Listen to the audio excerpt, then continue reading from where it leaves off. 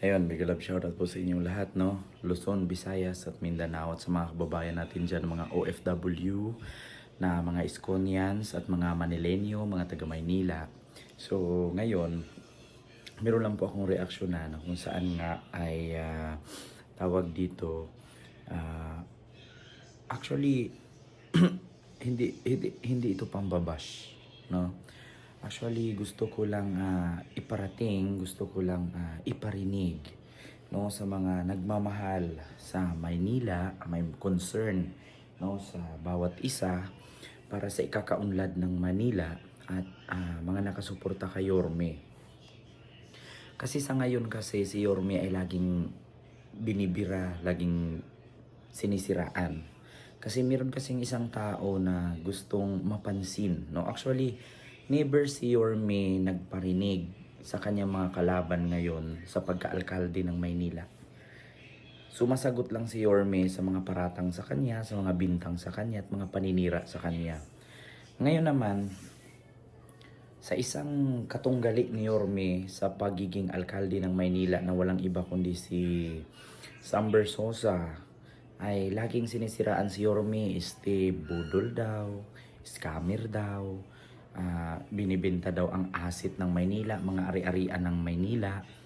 Tapos saan daw napunta yung pinagbintahan, binubulsa daw, yumayaman daw si Yorme dahil sa mga binibenta daw ni Yorme yung ari-arian ng Maynila.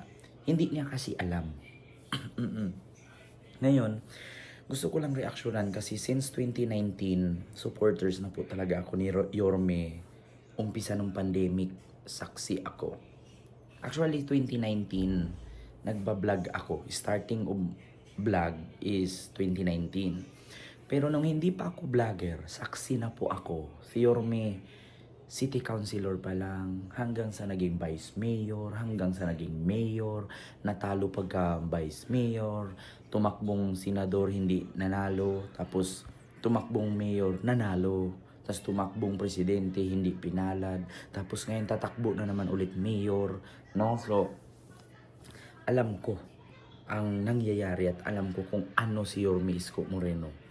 So ngayon, para sa akin mga Manilenyo, mga Iskonians, tatanungin ko kayo, kung si Yorme ay hindi karapat-dapat iboto, no?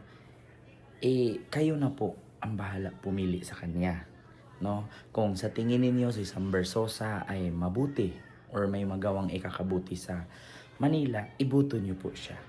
Pero para sa akin, kung sa tingin ninyo si Sam Bersosa ay magpapaunlad sa Maynila, magpapabago sa Maynila, bakit? Ultimo empleyado niya, binudol niya. Mga Manilenyo pa kaya? Di ba? Kung naalala ninyo, si Dave Villanueva, ayan po nakita nyo sa screen natin, yung nasa gitna po ni Yorme, no, at ni Sam Bersosa, yan po ay si Dave Villanueva. Isa po siyang endorser, isa din po siyang empleyado, at isa din po siyang CEO ngayon ng sarili niyang business. Siya po ay biktima po ni Sam Bersosa, na kung saan nagreklamo po siya sa Raffy Tulfo in action, na kung saan nais lamang daw niyang pagandahin ang kanyang bahay, ngunit pinagbawalan siya at pinorse daw siya na bumili ng sports car para maraming mabibiktima ba or maraming mauuto or maraming bibili sa sabon na mas mahal pa sa 1 kilong bigas, no? Kaya nagsumbong siya sa Raffy Tulfo in action na kung saan meron pala itong pera si De Villanueva na naipon sa company ni SB, na kung saan ay hindi daw binigay ni SB kasi hindi daw sinunod ni De Villanueva ang kagustuhan ni SB, na kung saan instead na yung pera daw na naipon ni De Villanueva, yung nasa gitna nila, gusto niyang iparenovate ng bahay. Ngunit ang gusto daw mangyari nito nila Sam Bersosa, ibili ng sasakyan. Oo. Which is hindi pa naman kaya bumili ni De Villanueva ng sasakyan, ginamit yung perang naipon niya sa kumpanya para i-down, ikuha ng sports car. Para pag nagkaroon ng sports car, itong si De Villanueva, maraming customer, maraming mauuto na bumili ng sabon at mag-downline, mag-upline sa businesses ni Sam Bersosa. Na kung saan kapag kukuha ka ng worth 10,000 na halaga ng kaniyang produkto, meron kang komisyon. Tapos kapag maka-encourage ka or maka-convince ka na, oh, ikaw Tarpulano, kuha ka rin kasi ako, tignan mo, yumayaman ako. Meron akong house and lot, meron akong sports car. Kuha ka rin para magkagaganito ka rin, magbibenta ka ng sabon. So kumbaga parang networking.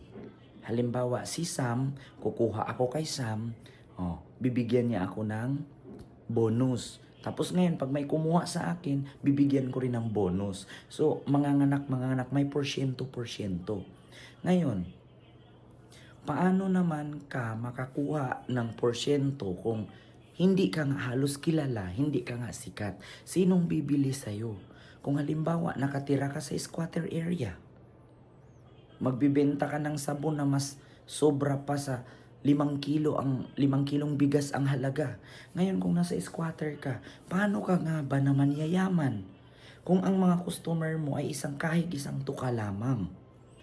So ngayon itong si De Villanueva nagreklamo kay Tulfo na kung saan gusto lang naman daw sana niya iparenovate sa bahay, pero pinigilan siyang i-release yung pera kasi ang kagustuhan daw ni Sam Bersosa, ibili ng sports car para maraming malinlang, maraming mainganyo di umano.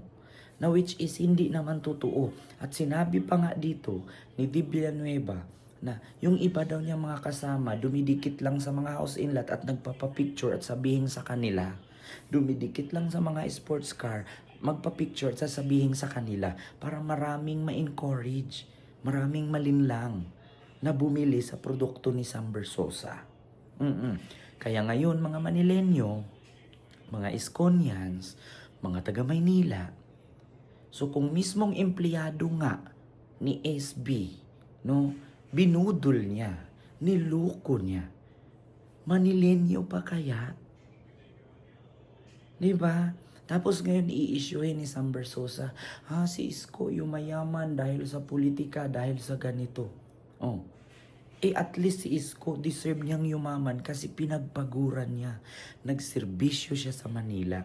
Ikaw, yumaman ka sa anong pamamaraan? Para linlangin, magbenta ng sabon na mas mahal pa sa 3 kilong bigas yung isang pirasong sabon? Diba? Kaya kung empleyado nga niya, nabudol niya, Manilenyo pa kaya? Isip-isip mga Manilenyo. Diba? At balibalita ko pa nga daw ngayon, mga Manilenyo, mga Iskonians, na ang negosyo daw nito ni SB ay bangkarote na. Kaya nga daw isa sa kadahilanan na kung bakit tumakbong mayor ng Maynila, para mabawi yung bangkarote niyang negosyo.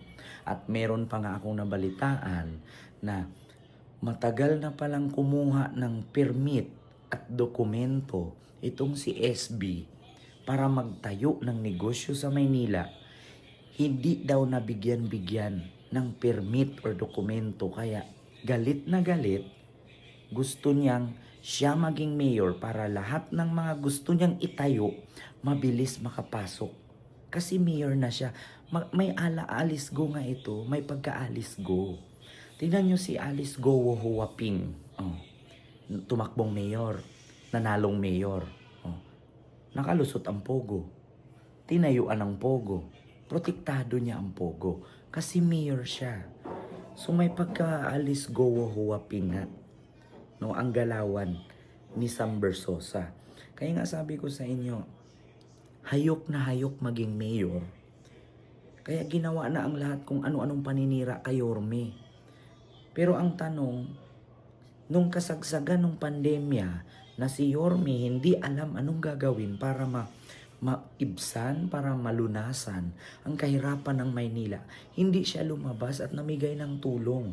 Pero ngayon na kung saan bumawi na ang bansa, may kinikita na ang taga Maynila, tsaka siya nagpapasikat na ito, tutulong tayo, meron tayong ganito, meron tayong ganyan, meron tayong ganun.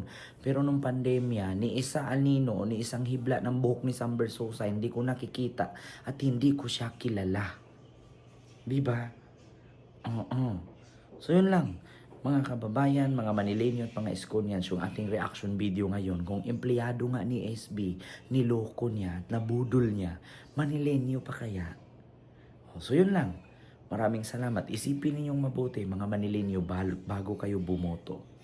And I thank you. God first.